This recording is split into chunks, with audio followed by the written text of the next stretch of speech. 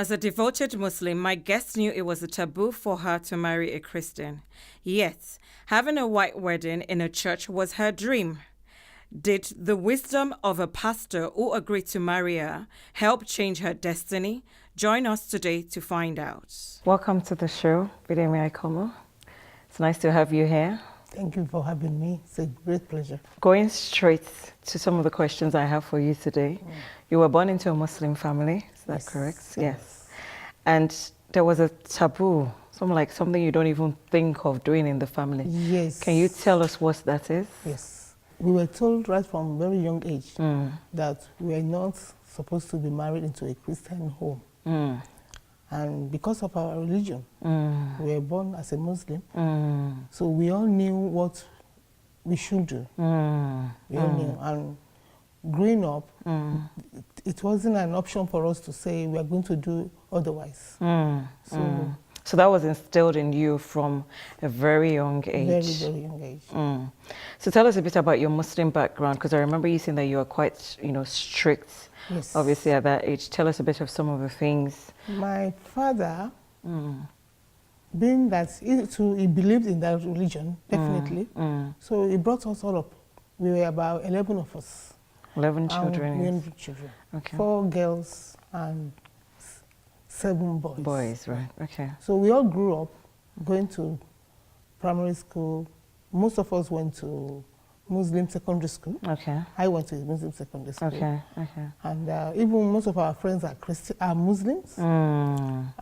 We went to Muslim training school. Oh. It's like what we call now as Sunday school. Sunday school, like Kewu. Yes. Kewu, yes. Oh, yes, yes, yes. And we learned the language, even though it wasn't our mother's language, which is Arabic. Yeah. Yes. Any person that sends their children to Kewu is someone that means business, because my grandmother used to be a Muslim, so yeah, they really, really mean business. Yes. And we actually, growing up as a Muslim wasn't bad when I was at that age, because we were eager to follow your parents' advice. Exactly. You love them. That's true. As a young child, you grow up, you enjoy whatever environment you were brought up. So you wouldn't see anything otherwise. Exactly, because that's what you know, isn't it?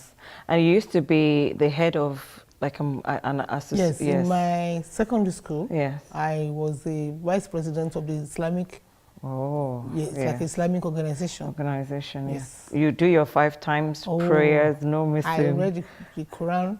I understood it. I even did religious knowledge. Okay. In secondary school. In secondary school, okay. And I passed very well. Oh, yes. Yeah. So we're well grounded in that faith, yes.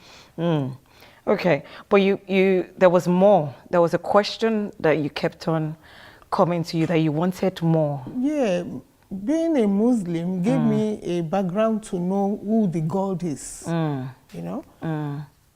I know we are worshiping some kind of God, and it's through Muslim Prophet Muhammad that everybody was going through God. But I wanted more. I didn't want to go through anybody. I wanted to know the God. So I remember I was asking quite a lot of questions. One of my uncles, I said, is God a man or a woman? But that was one aspect that I wasn't told. I wasn't told. Even in the Quran, there was no specification about whether God is a man or a woman. But you know it is through Prophet Muhammad that you know it. So you grew up with that. So I had that quest. That quest to have like a personal relationship, which wasn't there. That's interesting. So then you went on and you came here. I came here. Yeah, and you met someone that you wanted to marry? I didn't even know I was going to marry him. Okay. Yeah. Because we met as a friend, and remember, our plan was not to marry because he was a Christian. Yes. I was going to say, okay. Yes, he was a Christian, because growing up, we knew what we are supposed to do and what we're not supposed to do. Don't go there. Don't go there. No go area. So our plan wasn't going to be, we didn't know what it was going to lead to. Just a friend. But we got along, and he proposed, and he didn't see anything wrong in me being a Muslim. I was still praying my 5 times. every day. We no fail. We no fail. Wow. Yes. Wow. Wow. So it was like everybody just, you know, do your own religion, Yes. don't disturb each other. That's and right. everything. But then things started to progress. Yes. So when you now proposed, did you accepted knowing? Oh yes, me. Yeah. Even I remember when he accepted that, we knew in my heart 1 week when we do have children, because we're discussing from the beginning how many children we're going to have, exactly. what names we're going to give them. Muslim name, Christian name. Yes, okay, yes. okay. So You that will was take made them clear. to Muslim school. I'll take them to Muslim school for 1 week, and he too will take them to, you know, where Christians take their children. So it was clear in our hearts. We were very happy because we were much in love. Yes. Religion was not a there. barrier. This was Yes. not a barrier. Yes. Yes. Okay. So then you now went to the stage where engagements now wanted to take place. What was the situation? When we then found that we are actually going to be married, so we didn't worry about where we are going to get married. We did the registry. Okay. So there was no differentiation from whether you are a Muslim or you are a Christian. When you do registry, you yes. do registry. It doesn't matter. And we're living as husband and wife. Okay. Then a year after that, one of our friends became a born again. Okay. And they were attending New Covenant Church. Okay. So they invited us to the wedding. Mm. And that was the turning point of my life. Wow. Before you went to meet her, you shared with me about where you had an engagement back home, isn't it? Where your person's family went to Burmese, and then share that with us. When we did the registry, it wasn't really a marriage in our hearts. Yes. We're going to just do it. Yes. And then when we are ready, then we will. So when we then realized that, okay, the friend invited us, and I thought, I would love to be married in a church.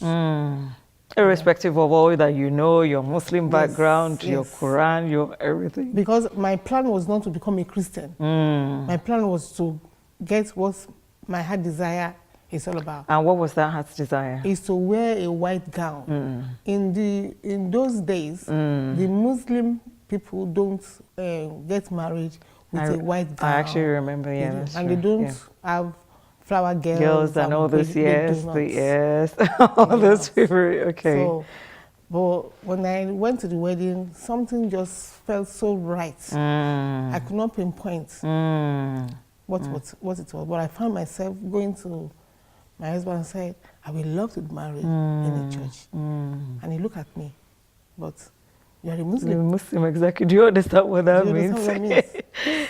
So at that point, we went to the lady that invited us to the wedding. And I shared my desire to her. She said to me, but you can't, you're a Muslim.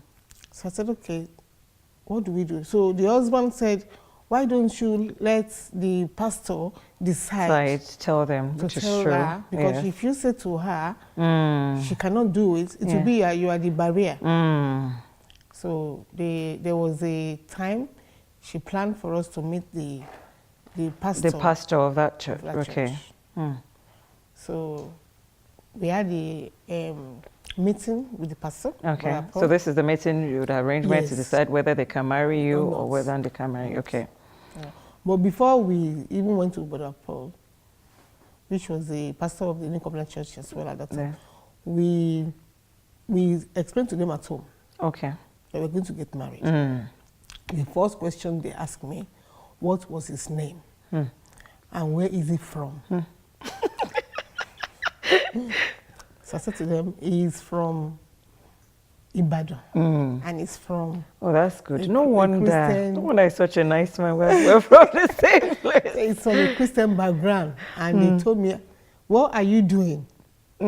Have you forgotten? After so many years. Yes, so many years. I said, no, I haven't forgotten, but I guess because I was here and they were there, the distance helped me. Because if we were back home... I was going to say, would you have done the same thing if we were back home? No, I wouldn't even say yes to him. I wouldn't say yes to him. Because you see this as that gap and they're not in your face. Your mom is not there to say, right. what is this happening? Yes. Okay. So they then went, you told them about the engagement, I told them, and they said, no, we cannot marry. That it's not possible. Okay. So my mom had to go to the entire family, explain. So they told me that they cannot. So, and we've already made arrangement with the family of my husband then, to go and meet my family. Like you would normally do back home. Yes, introduction and know each other. And the distance from where they were coming from is quite far. It's from Ibadan to Lagos.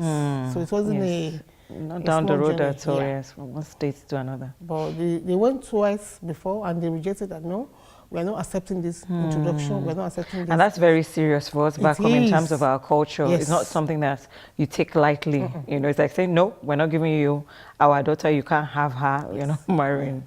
And I wanted them to be part of it. You know, it's never been had that even if you do your registry, your marriage year, and you don't have that introduction. You don't have that, it feels as if, something is still missing. Well, hold on with that thought, and we're going to find out what happens as we go on a quick break now.